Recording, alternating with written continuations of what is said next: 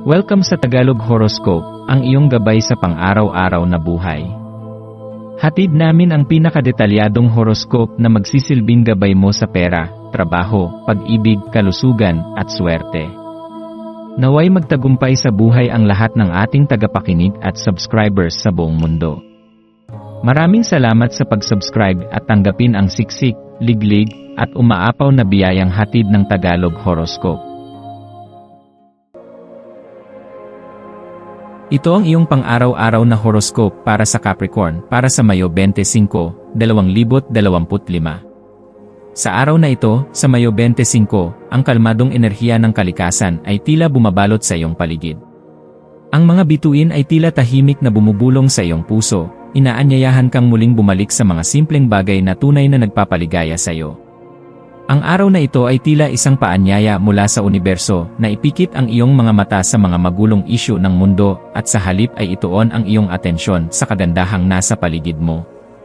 Bilang isang Capricorn, likas sa iyo ang maging matatag, masipag, at praktikal, ngunit sa araw na ito, hinihimok kang pansamantalang iwan ang iyong mga responsibilidad upang namnamin ang mga simpleng kasiyahan na nagbibigay sigla sa iyong espiritu. Habang ikaw ay tumatahak sa landas ng araw na ito, mararamdaman mo ang tahimik na pag-anyaya na pahalagahan ang mga maliliit na bagay, ang banayad na ihip ng hangin, ang liwanag ng araw na lumalapat sa iyong balat, ang tunog ng kalikasan, at ang init ng koneksyong may mga mahal mo sa buhay. Ang mga simpleng detalye ng iyong araw ay maaaring maghatid sa iyo ng mas malalim na kamalayan sa kung gaano kahalaga ang kasalukuyang sandali.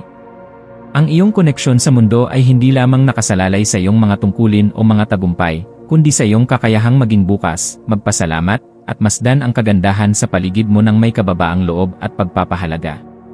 Sa kalagitnaan ng araw, maaaring mapansin mong lumilitaw ang iyong pagiging dominante sa ilang interaksyon. Minsan, sa kagustuhan mong makamit ang mga layunin, maaaring hindi mo namamalayang nagiging makapangyarihan ang iyong presensya. Ngunit ito ay isang pagkakataon upang pagnilayan kung paanong ang iyong mga salita at kilos ay nakaapekto sa mga taong nakapaligid sa iyo.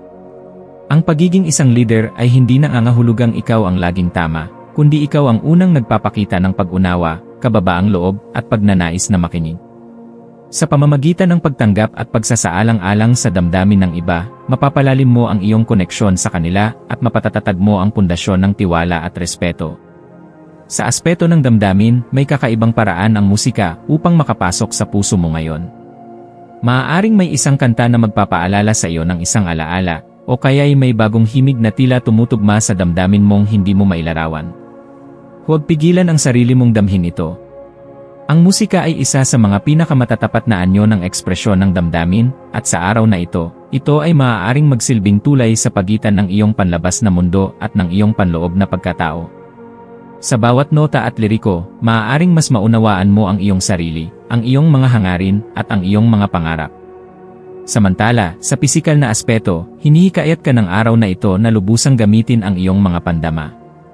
Magluto ka ng pagkaing gusto mo, damhin ang halimuyak ng bagong kape o tsaa, at tangkilikin ang aliwalas ng hangin sa labas. Ang mga simpleng aktibidad na ito, kapag ginawa ng may buong presensya at intensyon, ay nagiging sagradong ritual ng pag-aalaga sa sarili.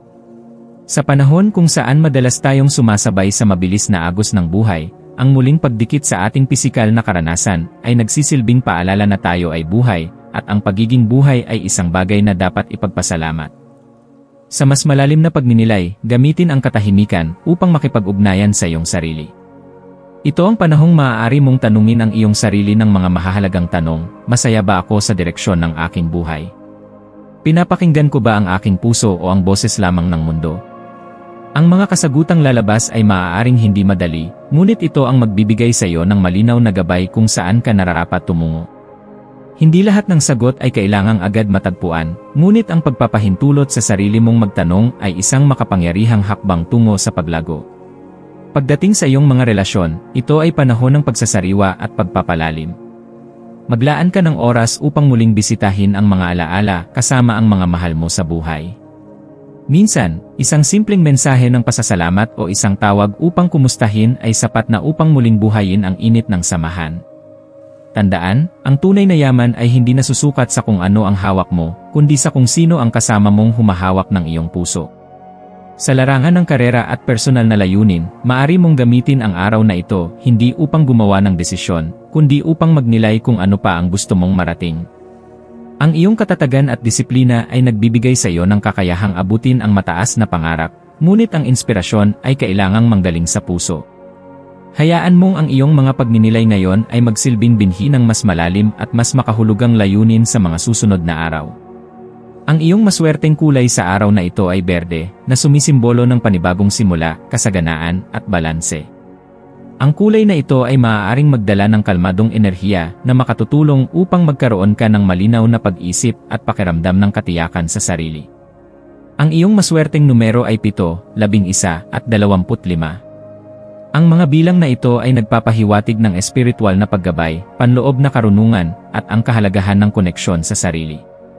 Ang maswerteng gawain mo ngayong araw ay ang paglalakad sa kalikasan, pakikinig sa musika na malapit sa puso mo, at pagsulat ng journal kung saan mailalabas mo ang iyong saloobin ng walang takot at pag-aalinlangan. Ang paalala para sa iyo ngayon ay ito, huwag mong hayaang dumaan ang araw na ito na hindi mo nararamdaman ang kasalukuyang sandali.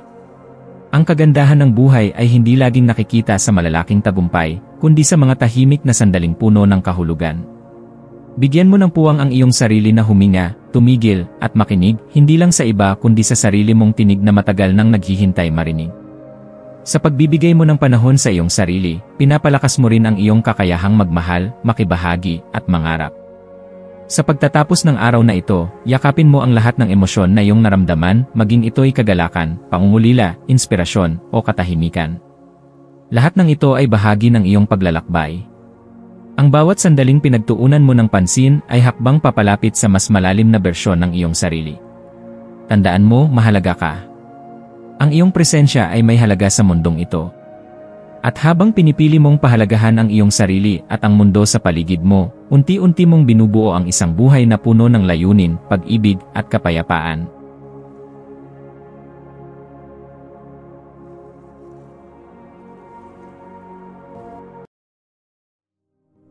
Tayo ay magkaroon ng kaunting sandali upang ipagdasal ang lahat ng mga dalangin ng ating mga subscribers, na sana'y matamo nila ang kanilang mga pinapangarap sa buhay, magandang trabaho, mabuting kalusugan, payapa at masayang pamumuhay, at siksik, liglig at umaapaw na biyaya at kayamanan. Ipinagdarasal namin ng mataimtim ang lahat ng mga komento sa nakaraang video, at hinihiling namin, Panginoon, na pagpalain mo ang ating mga subscribers ng masayang buhay sa mundong ibabaw. Maraming salamat po. Maraming salamat sa panonood ng iyong horoscope ngayon araw. Naway gabayan ka ng mga bituin sa iyong landas. Huwag kalimutang mag-like, share, at subscribe para sa iba pang cosmic na kaalaman. Hanggang sa muli, manatiling konektado sa universo